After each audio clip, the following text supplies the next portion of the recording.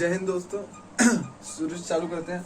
पिछली वाली वीडियो में मैंने आपको असहयोग आंदोलन क्यों स्टार्ट किया ये नहीं बताया, ठीक है। मतलब बताया था पर कुछ टेक्निकल इशू के कारण वो उसमें नहीं आ पाया, तो मैं उसमें ये बता देता हूँ कि जो 1922 में असहयोग आंदोलन इन्होंने जो वापस ले लिया 1922 में, वो इन्होंने 20 में चालू किया था। तो असहयोग आंदोलन जो है इसे क्यों किया गया, तो मैंने उस वीडियो में बता दिया आपको। जलियांवाला बाग हत्याकांड और रॉलेट एक्ट ये सब बता दिया। तो गांधी जी ने इसी के विरोध में असहयोग आंदोलन चालू किया। असहयोग आंदोलन क्या था, तो देखिए असहयोग आंदोलन ये था कि असहयोग में जैसे कि उन्होंने बोला कि आप अंग्रेजों की हर चीजों का असहयोग करिए। कहने का मतलब कि जैसे काम तो सारे इंडियन ही करते थे, उन्होंने वकीलों से बोला कि आप कोर्ट जाना बंद कर दीजिए, उन्होंने डॉक्टर से बोला आप अस्पताल जाना बंद कर दीजिए, अंग्रेजों की कोई हेल्प मत करिए, लोगों से बोला कि आप उनके घर काम मत करिए, उनके नाखून मत काटिए, उनके जूते मत पॉलिश करिए। तो इन मतलब कुछ ऐसे तरकीब अपनाई कि जिससे अंग्रेजों का असहयोग हो सके, ठीक है। कि उनके हम कोई भी उनके चीज में हम सहयोग ना करें, उनसे जुड़ी हुई जितनी भी चीजें हम सब चीज का असहयोग करें। क्यों किया था, क्योंकि आपने देखा है कि मैंने पिछले वीडियो में बताया आपको कि रॉलेट एक्ट और जलियांवाला बाग, इसमें इन्होंने कितनी तबाही मचाई थी। तो इस चीज के विरोध में उन्होंने असहयोग आंदोलन चालू किया था। ये वाला छोटा सा टॉपिक था, ये बस नहीं मतलब छूट गया था उसमें। उसके बाद मैंने आपको 1922 से बता ही दिया, ठीक है, कि असहयोग आंदोलन उन्हें वापस क्यों लेना पड़ा है। क्योंकि जो लोग अब भाई कोई कितने दिन तक आपका काम नहीं कर सकता, एक बात बताइए। जो लोग हैं वो मैंने बता दिया, मैं एक और बार रिपीट कर देता हूँ कि जैसे आप ही के पापा हैं, वो कितने दिन तक, अभी लॉकडाउन में देखा आपने कि लॉकडाउन में कितने लोग बेघर हो गए, तो कितने दिन तक आदमी अपने अकाउंट के पड़े हुए पैसे से खा पाएगा। उस टाइम पे तो उतना अकाउंट वगैरह भी मतलब अकाउंट था ही नहीं किसी का, वैसे सब वैसे ही पड़े हुए थे। तो कितने दिन तक आदमी ऐसे नहीं कर पाएगा, अपनी जमा पूंजी पे कितने दिन जिएगा। तो असहयोग आंदोलन टूट रहा था, तो गांधी जी को पता चल गया, तो उन्होंने 22 में ही असहयोग आंदोलन ले लिया वापस 5 फरवरी के दिन, ठीक है, 12 फरवरी के दिन। चौरी चौरा कांड भी हो गया था, वही मैंने मतलब पिछले वीडियो बता दिया। जिससे नहीं पता वो मेरी पहली वाली वीडियो देख के, नीचे लिंक दे रखी है मैंने डिस्क्रिप्शन में, पिछली वाली वीडियो देख ले। तो देखिए मैं एक बार रिवीजन करा देता हूँ कि किसी को जिसे मतलब जो इस वीडियो को देख रहा है उसे अगर मतलब थोड़े ऊपर से ज्यादा ना जाए, थोड़ा समझ आ जाए। देखिए 1915 में गांधी जी का आगमन हुआ, 1916 तक उन्होंने भ्रमण किया, 1917 में बिहार चंपारण में आंदोलन किया, 1918 में अहमदाबाद और खेड़ा में आंदोलन हुआ, 1919 में रॉलेट एक्ट और जलियांवाला बाग 2 घटना घटी, 1920 में असहयोग आंदोलन, 1921 में 396 हड़तालें हुई, इसी से जुड़ी हुई, असहयोग से जुड़ी हुई। 1922 में असहयोग वापस ले लिया, ठीक है। 12 मार्च 1922 में गिरफ्तारी हो गई किसकी, गांधी जी की, और 1924 में वो रिहा हो गए। पढ़ना था हमें इसके बाद, ठीक है, हमें स्टार्ट करना था इसके बाद। तो अब इसके बाद की टॉपिक स्टार्ट करते हैं। 1924 में उन्हें रिहा कर दिया गया, हालांकि सजा 6 साल की सुनाई थी। मैंने पिछले वीडियो में बता दिया, मैं बार बार रिपीट क्यों कर रहा हूँ। 1930 में 1924 से लेकर 1930 में उन्होंने समाज सुधारक कार्य किए। समाज सुधारक मतलब लोगों के लिए, लोक कल्याण, इन सब चीजों को उन्होंने बढ़ावा दिया। लोगों के लिए इन सब चीजों को उन्होंने मतलब काम किया। लोगों के लिए मतलब कुछ जैसे कि होता है गरीब लोगों के लिए, जो गरीब है उन्हें आर्थिक सहायता दी थोड़ी बहुत। समाज कल्याण, देखिए गांधी जी पता है कि बहुत बड़े इंस्पिरेशन है गांधी जी। आज के टाइम में, आज के समय में, कोविड का टाइम आपने देखा ना, उसमें जो आप खुद के, अगर आपके घर में किसी को है तो आप उसे छू नहीं सकते, ठीक है। हालांकि ठीक है, नहीं छूना चाहिए, सब गलत है, क्योंकि आपको भी, आप इससे इन्फेक्ट हो सकते हो। बट उस टाइम में गांधी जी, प्लेग एक बीमारी का नाम है, ठीक है, ये कोविड से भी ज्यादा डेंजरस बीमारी है। उस बीमारी में भी ये व्यक्ति लोगों के घाव साफ करता था, ठीक है। मतलब क्या इन्हें, मतलब महात्मा से भी बड़ी कोई उपाधि होती ना तो वो भी इन्हें दे दिया जाता। मतलब कि उस टाइम में लोगों के लिए, यार इसे बोलते हैं राष्ट्रवाद, इसे बोलते हैं राष्ट्रवाद। आज कल के राजनेता छोटी छोटी बात पे लेके हाँ राष्ट्रवाद है, करो ना राष्ट्रवाद, जाओ आज तक कभी किसी घर में भी गए हो देखने, राष्ट्रवाद है यार। अब मतलब मैं इनके बारे में मेरे मुंह से ना जितना भी मैं निकालू ना वो सब कम पड़ेगा। मतलब ये ऐसे महान व्यक्ति थे यार, क्या ही बोलूं मैं। तो इन सब चीजों में इन्होंने समाज कल्याण की चीजें करी, ठीक है, ये खत्म। 1930 में क्या हुआ? अब 1930 की घटना समझिए। 1924 से 30 तक इन्होंने समाज कल्याण काम किया, क्योंकि जेल से छूट के आए थे तो थोड़ा बहुत बर्डन रहता है ना कि यार अभी जेल से छूट के आया हूँ, तो इसलिए इन्होंने थोड़ा बहुत अभी आंदोलन बंद कर रखा था। समाज से जुड़े इन्होंने कार्य करना चालू किए। 1930 में इन्होंने 12 मांगे रखी। किससे मांगे रखी इन्होंने? तो 1930 में इन्होंने 12 मांगे रखी इरविन से। अब इरविन कौन है? तो ये हमारे इंडिया का उस समय वायसराय था, ठीक है, इरविन। तो इरविन के सामने इन्होंने 12 मांगे रखी, उसमें कुछ हमारे देश के हितों की चीजें लिखी हुई थी उस 12 मांगों के अंदर। तो इरविन बोला क्या है ये? अब गांधी जी लेके गए कि ये हमारी मांगे मान लो पूरी की पूरी है, तो नहीं तो अच्छा नहीं होगा। तो कह रहा क्या है ये? वो पढ़ता है, बोलता लेके जाए यहाँ से, दिमाग मत खराब कर, मना कर देता, भगा देता गांधी जी को। तो बोलता अरे अरे अरे जानता है मैं कौन हूँ, मतलब ऐसा बोलता। तो बोलता तेरे से पहले एक था, रीडिंग नाम था, रीडिंग, जाके पूछिए उससे, असहयोग देखा था वो, लगता है तुझे भी दिखाना पड़ेगा आंदोलन कैसे होता है। तो इरविन बोला अभी जाना, निकल यहाँ से, आंदोलन दिखाएगा, ऐसे बोल के भगा देता है गांधी जी को। गांधी जी जाते जाते बोलता अच्छा बेटा मिल मेरे को। चले जाते गांधी जी। अब इरविन चले जाता है। अब देखिए गांधी जी करते हैं, आइए अब गांधी जी को भगा देता है इरविन। इरविन बोलता है कि जाए यहाँ से, क्या दिमाग खराब कर रहा है। तो गांधी जी क्या करते हैं, वो देखते हैं कि क्या कहते हैं, अंग्रेजों ने तो वैसे ही हजारों बुरे काम कर रखे थे, तो उनमें से एक काम को ये उठाते हैं। वो क्या काम था? अंग्रेज जो है ना, वो नमक पे बहुत ज्यादा कर लेते थे और भारतीयों को बनाने की अनुमति नहीं थी, ठीक है, गैर कानूनी कर रहा था कि भारतीय नमक को खुद नहीं बना सकते, और ये खुद उसे बनाते थे। और हम पे उसके मतलब 14% ज्यादा नमक पे 14% ज्यादा हमसे टैक्स लेते थे, मतलब बिल्कुल क्योंकि नमक हमारी नीड है, बिना नमक का खाना कैसे खाएगा आदमी। तो बिल्कुल मतलब ना आदमी परेशान हो गए थे इस चीज से लेके। तो गांधी जी बोला ना कि हाँ ये टॉपिक सही है, इसी टॉपिक को छेड़ते हैं, इसी टॉपिक को उठाते हैं। तो 12 मार्च 1930 को ना ये अपने साबरमती आश्रम से, ठीक है, ये अपने साबरमती आश्रम से 78 लोगों के साथ समुद्र की तरफ चल पड़े हैं कि हम नमक बनाएंगे, हम तोड़ेंगे क्या कहते हैं कानून, ठीक है, जो होगा देख लिया जाएगा। तो ये 78 लोगों के साथ जाते हैं यहाँ समुद्र के पास, और वहां ये नमक बनाते हैं, और नमक बना के अंग्रेजों को बोलते हैं कि देखो हमने नमक बना लिया, अब जो करना है कर लो, जाओ। हैं नमक आके वो यहाँ बना देते हैं। तो अब क्या होता है ना कि जब ये यहाँ से निकले होते हैं 78 लोगों के साथ, पर यहाँ तक ये समुद्र तक आते आते इनके पीछे लगभग 20,000 तक की भीड़ जुट जाती है। पीछे देखते हैं अरे इतना लंबा पूरा एकदम भीड़ जुटा हुआ है, पूरा काफिला है।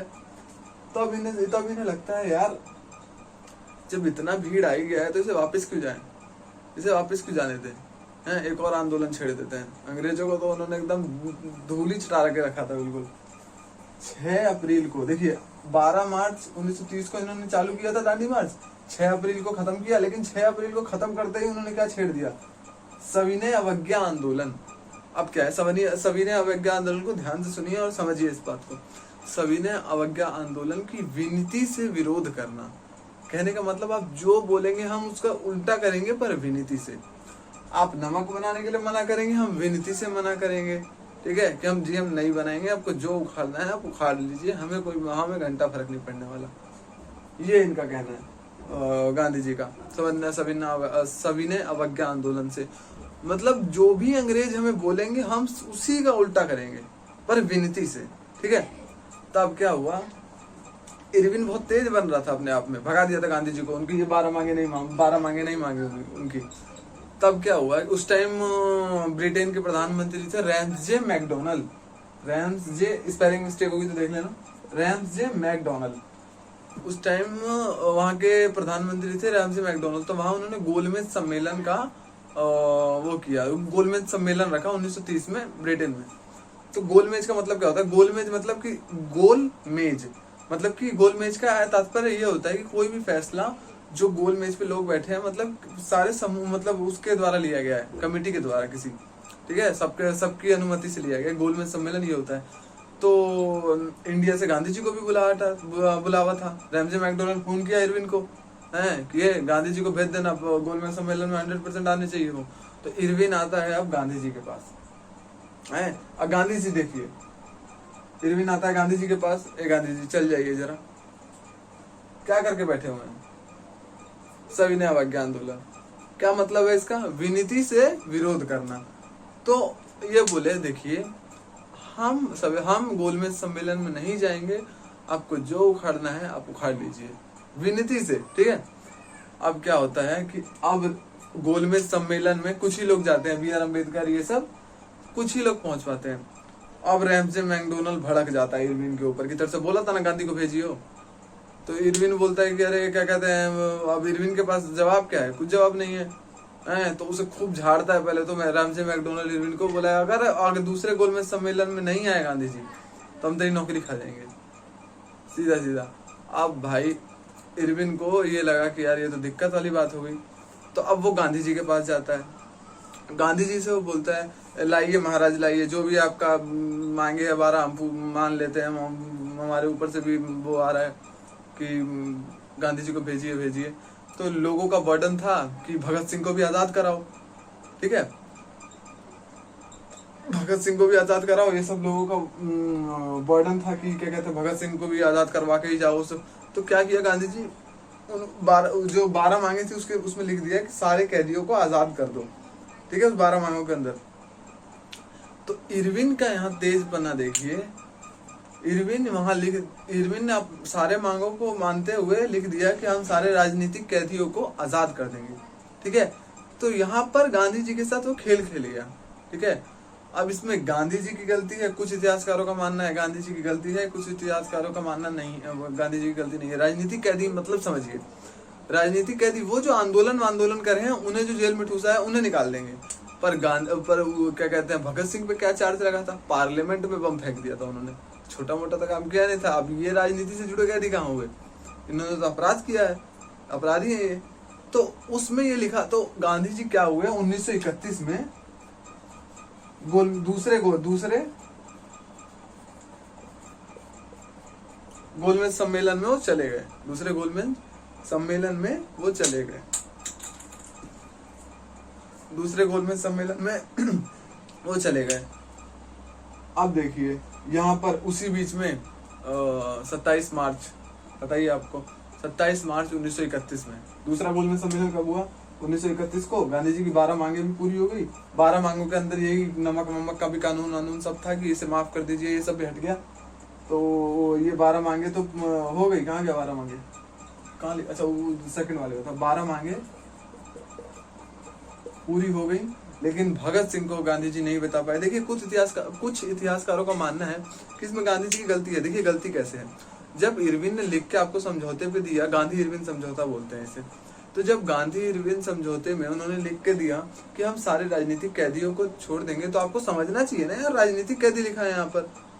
अब आप कोई 10वीं फेल तो आदमी है नहीं, अब साउथ क्या कहते हैं अफ्रीका से वकालत की लॉ की डिग्री लेके आए हैं, तो आपको उसमें देखना चाहिए था ना कि ये चीज। और कुछ का मानना है कि उन्होंने जानबूझ के किया, तो सबकी अलग अलग राय है, इस पर अभी हम नहीं कुछ टिप्पणी कर सकते, पर सबका अलग अलग मानना है। पर मेरा मानना ये है कि गांधी जी को पूर्ण प्रयास करना चाहिए था। जब उन्होंने देखा कि वहाँ राजनीतिक कैदियां लिखा है, तो या तो उनसे गलती हुई है, उन्होंने ध्यान नहीं दिया, और ध्यान नहीं दिया तब भी उनकी गलती हुई है कि क्यों ध्यान नहीं दिया। जब आप वकील थे, आप ये छोटी छोटी चीजों को तो आपको एकदम IQ लेवल रखना चाहिए कि क्या लेगी, क्यों लिखा है, ठीक है। तो इस चीज में गांधी जी की गलती मानी जाती है, क्योंकि देखिए कुछ जगह पे हर आदमी सही नहीं होता है, तो थोड़ी बहुत गलती तो है। आगे बढ़ते हैं। 1931 में भी जाके उन्होंने क्या किया है, वहां पर गए तो रैमजे मैकडोनल्ड ने ये बात रखी कि क्या कहते हैं ये कि दलितों के लिए अलग जगह आरक्षण कर देते हैं हम, कि इस तरफ दलित रहेंगे, इस तरफ दलित रहेंगे, ऐसा। तो गांधी जी बोले कि अच्छा, जो तुम मुसलमानों के लिए अभी अलग जगह आरक्षण की दिए हो ना, है वो एक दिन अलग राष्ट्र बन जाएगा, और ये दलितों के लिए भी कर रहे हो, ये भी एक दिन अलग राष्ट्र बन जाएगा। दलितों के लिए उन्होंने मना कर दिया। B.R. अम्बेडकर के साथ इन्होंने 1932 में पूना पैक्ट समझौता किया, जिनमें उन्होंने बोला कि आप आरक्षण मत मांगो, आप आरक्षण जगह मत मांगो, आप आरक्षण मांग लो दलितों के लिए। कुछ किसी चीज में जैसे होता है ना, जैसे अभी आज के टाइम पे है कि दलितों के लिए आरक्षण है, उन्हें ज्यादा पैसे है, स्कॉलरशिप है, मेरिट भी उनकी कम होगी तो भी बन जाएगा, तो ऐसा सब आरक्षण था। तो उन्होंने बोला आप ये ले लो, आरक्षित दे वो मत मांगो जगह की उसमें, नहीं तो ये देश टूटने का खतरा है। तो B.R. अम्बेडकर समझदार इंसान थे, उन्होंने सब सोचा कि हाँ ये तो सही बात कह रहे हैं, तो 1932 में पूना पैक्ट समझौता हो गया, तो ये क्लियर हो गया। ठीक है, अब क्या है कि मेरे जिस बैच को मैं पढ़ाता हूँ उस बैच में एक लड़के ने बोला कि उस पे कमेंट करके, मेरे एक दूसरा चैनल है उस पे, वो किसी और, मेरा दूसरा चैनल नहीं है, मेरे मतलब एक फ्रेंड का चैनल है, तो उस पे एक बच्चे ने कमेंट करा था कि नाथूराम गोडसे, वो मेरा सब्सक्राइबर भी है, तो उसने कमेंट किया है कि नाथूराम गोडसे को लोग सही क्यों बोलते हैं। इसका जवाब मैंने बोला था उसे कि मैं वीडियो के अंदर दे दूंगा। देखिए, नहीं क्वेश्चन क्या था होगा, गांधी जी को लोग गलत क्यों कहते हैं, आज के भारत में गांधी जी को गलत क्यों कहते हैं। देखिए, गांधी जी को गलत वही इंसान बोलेगा जो नाथूराम गोडसे को सही बोलेगा। ठीक है, नाथूराम गोडसे मतलब क्या मैं बोलूं, देखिए नाथूराम गोडसे जो है उसने गांधी जी को मार दिया। ठीक है, कब मारा, 30 जनवरी 1948 को। क्यों मारा, रीजन सुनिए, इसका मारने का रीजन क्या था। जनवरी से लेकर अगस्त 15 अगस्त तक का जो टैक्स था गांधी जी ने वो पाकिस्तान को दे दिया है। उसका मानना था कि वो मुसलमानों का साथ दे रहे हैं, मुसलमानों का नहीं, पाकिस्तानियों का साथ दे रहे हैं। ठीक है, तो एक बात बताओ भाई, नाथूराम गोडसे को जो भी लोग मतलब मानते हैं ये, आप एक बात बताइए कि गांधी जी क्या हिंदुस्तान के लिए लड़ रहे थे अभी प्रेजेंट के, पाकिस्तान के लिए। उस टाइम तो पूरा एक था, उनके लिए तो सब बराबर थे, हिंदू मुस्लिम सिख ईसाई हर चीज एक समान था है। जब सब एक समान था तो उन्होंने पाकिस्तानियों के लिए कुछ कार्य कर ही दिए।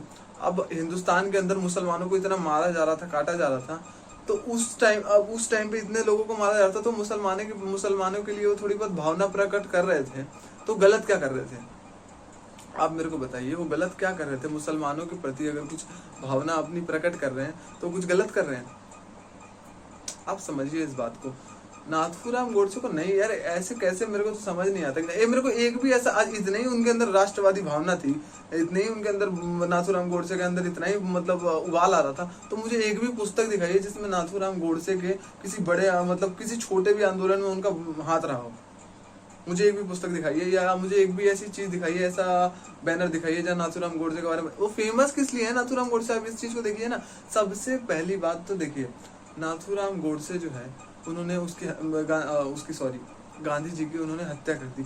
सबसे बड़ी बेकार बात ये है, गांधी जी द्वारा दिया ही लोकतंत्र, आज आपको आप ये कह सकते हो गांधी जी द्वारा ही दिया गया आपको लोकतंत्र है कि आज आप बैठ के बोल रहे हो कि गांधी गलत है, चाय के नुक्कड़ पे बैठ के बोल देते हो कि गांधी गलत है, उन्हीं के द्वारा दिया गया लोकतंत्र है ये। नहीं तो चाइना में जरा बोलो कम्युनिस्ट पार्टी के खिलाफ, पाकिस्तान में बोल के देखो जिन्ना के खिलाफ, या बांग्लादेश में बोल के देखो शेख मुजीबुर रहमान के खिलाफ, जला दिए जाओगे जिंदा रोड पे ही।